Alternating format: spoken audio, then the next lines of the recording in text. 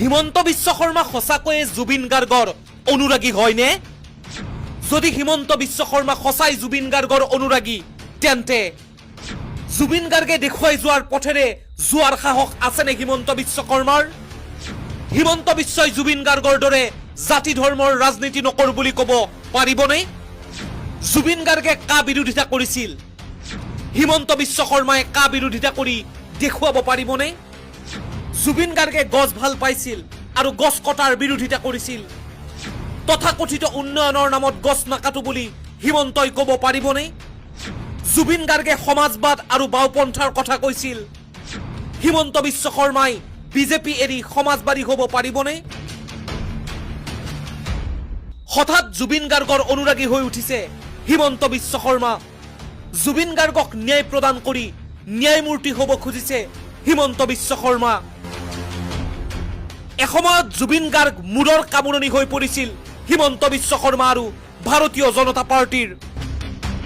জুবিন গাৰ্গৰ আহ্বান শুনি নাগৰিকত্ব সংশোধনী বিধেয়কৰ বিৰোধিতা কৰিবলৈ ওলাই অহা 5জন জুবিন অনুৰাগী তথা অসম প্ৰেমী ফুল কুমলীয়া ল'ৰাক গুলীয়াই হত্যা কৰিছিল হিমন্ত বিশ্ব শৰ্মাৰ বিজেপি চৰকাৰে।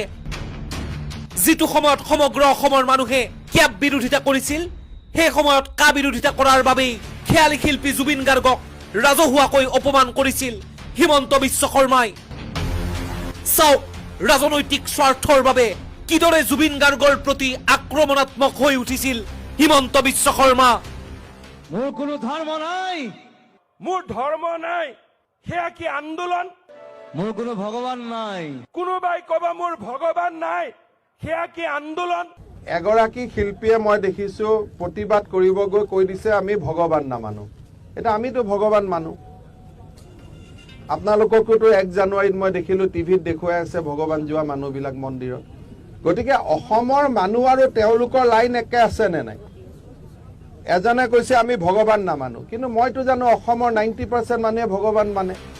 এটা সময়ত জুবিন গাৰ্গৰ আদৰ্শ আৰু জুবিন গাৰ্গৰ চিন্তাধাৰাক এনেদৰে অপমান কৰা হিমন্ত বিশ্ব শৰ্মাই আজি নিজকে জুবিন গাৰ্গৰ আটাইতকৈ ডাঙৰ অনুৰাগী হিচাপে দেখুৱাব খুজিছে। জুবিন গাৰ্গে দৰিদ্ৰ আৰু অসহায় মানুহক সহায় কৰাক লৈও তাচ্ছিল্য কৰিছিল হিমন্ত বিশ্ব শৰ্মাই। এইখিনিতে চাই লওক আন এটা ফুটেজ। কোনোবাই কৈছে মোৰ ঘৰ ঘুলি ঘৰত মই টকা বিলাই থাকো। এনেকুৱা কথাৰে মানুহক ব্যতিব্যস্ত নকৰিব।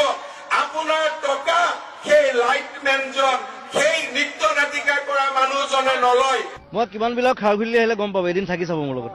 কোনোবাই যেতিয়া মঞ্চৰ পৰা কে বুলি কয়, আপোনালোকে তলৰ পৰা বেয়া শব্দ নকব। বৰঞ্চ মই কম ৰাম, আপোনালোকে কব কৃষ্ণ। মই কম শংকৰ, আপোনালোকে কব মাধৱ। বেয়া শব্দলৈ যোৱাৰ পৰিৱেশটো সৃষ্টি কৰিছে কোনে? এইটো বিজেপিয়ে কৰিছে। প্ৰথম কথা, বহুতে মনে মনে ভিতৰত থৈ দিয়ে, ক'বলৈ বেয়া পায়, ষ্টেজত নকয়। মই কৈ দিওঁ, মই ভয় কৰা মানুহক কাকো ভয়ো নকৰোঁ, কাকো খাতিৰো নকৰোঁ।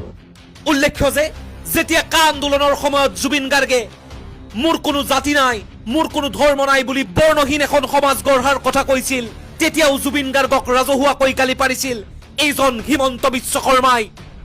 আৰু জুবিন গাৰ্গৰ মৃত্যুক লৈও সাম্প্ৰদায়িক কথা ক'বলৈ এৰা নাই। একালত জুবিন গাৰ্গক গালি খপনি পাৰি তত নোপোৱা এইজন হিমন্ত বিশ্ব শৰ্মাই। জুবিন গাৰ্গৰ মৃত্যুক লৈ হিমন্তই আৰম্ভ কৰিছে সাম্প্ৰদায়িক ৰাজনীতি। জুবিনৰ মৃত্যুক উচ্ছেদৰ সৈতে ৰিজালে হিমন্ত বিশ্বই।